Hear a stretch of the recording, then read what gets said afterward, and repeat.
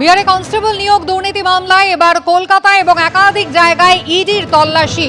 একেবারে বিবাদী বাগ সংলগ্ন একটি এলাকা থেকে এক আইনজীবীর অফিসে যেমন তল্লাশি করতে আসেন ইডি আধিকারিকরা, অন্যদিকে উত্তর 24 পরগনায় মধ্যমগ্রাম, ইছাপুর সহ একাধিক জায়গায় পৌঁছেছেন কেন্দ্রীয় তদন্তকারী সংস্থার আধিকারিকরা। সুকান্ত মুখোপাধ্যায় আমাদের প্রতিনিধি রয়েছেন আমাদের সঙ্গে। সুকান্ত, কতক্ষণ ধরে এই তল্লাশি অভিযান চলছে? মূলত কি অভিযোগের প্রেক্ষিতে এই তল্লাশি ইডি?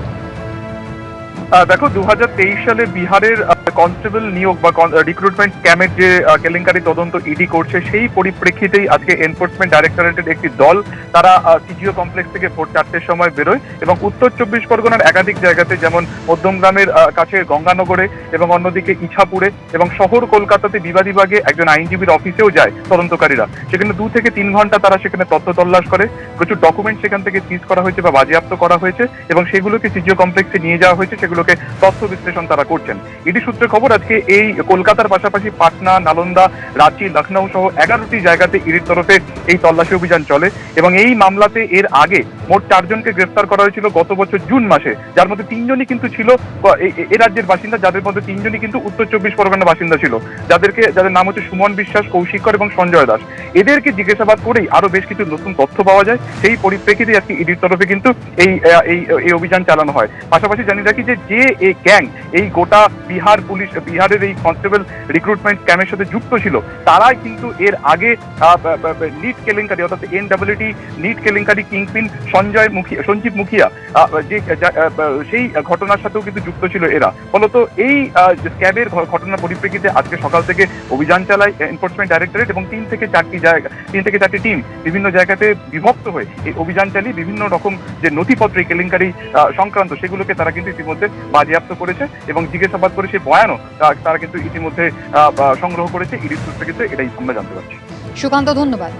তৃণমূল কংগ্রেসে যোগ দিতে বাধ্য করছে, চাপ দিচ্ছে সন্দেশখালী থানার ওসি, এমনটাই চাঞ্চল্যকর অভিযোগ করেছেন বিজেপি নেত্রী পিয়ালি ওরফে মাম্পি দাস। তিনি প্রলোভনে রাজি না হওয়ায় তাকে রীতিমতো গালিগালাজ করা হচ্ছে, এমনকি প্রাণনাশের হুমকি দেওয়া হচ্ছে, এমনই অভিযোগ তিনি করেছেন। মহিলা কমিশনে অভিযোগও জানিয়েছেন। বিস্তারিত জানাবেন আমাদের প্রতিনিধি সমীরণ পাল রয়েছেন আমাদের সঙ্গে। সমীরণ, ফের একবার সংবাদ শিরোনামে সন্দেশখালী, তৃণমূল কংগ্রেসে যোগ দেওয়ার জন্য সন্দেশখালী থানার ওসি চাপ দিচ্ছেন বিজেপি নেত্রী, এমনটা অভিযোগ করছেন।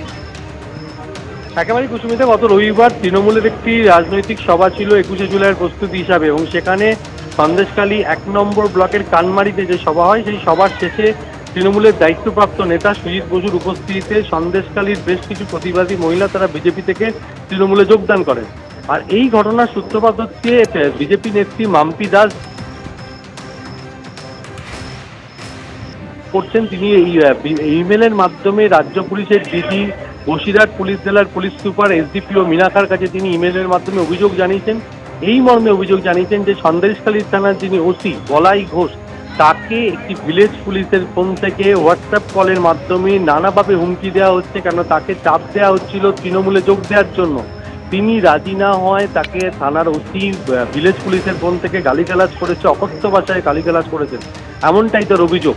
এবং তার বক্তব্য তাকে তৃণমূলে যোগ দিতে হবে, এই জন্য সন্দেশখালী থানার ওসি তাকে চাপ দিচ্ছে।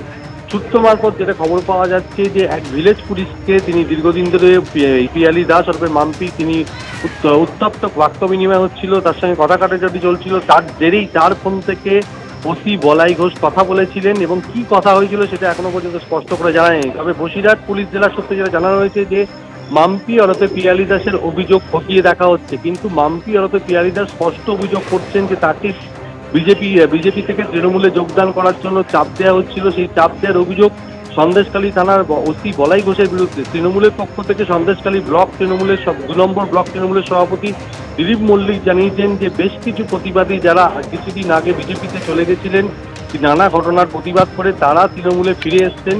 যেহেতু মাম্পি ওরফে পিয়ালি দাস তিনি গুরুত্ব পাচ্ছেন না, নিজেকে প্রচারে আনার জন্য পুলিশের বিরুদ্ধে অহেতুক অভিযোগ করছেন, কিন্তু বিজেপির পক্ষ থেকে স্পষ্ট অভিযোগ করা হচ্ছে মাম্পি ওরফে পিয়ালি দাসকে বিজেপি থেকে তৃণমূলে যোগদান করানোর জন্য নানাভাবে চাপ দেওয়া হচ্ছিল, শেষে পুলিশ অফিসারকে দিয়ে হুমকি পর্যন্ত দেওয়া হয়েছে। কুসুমিতা। সমীরণ, ধন্যবাদ।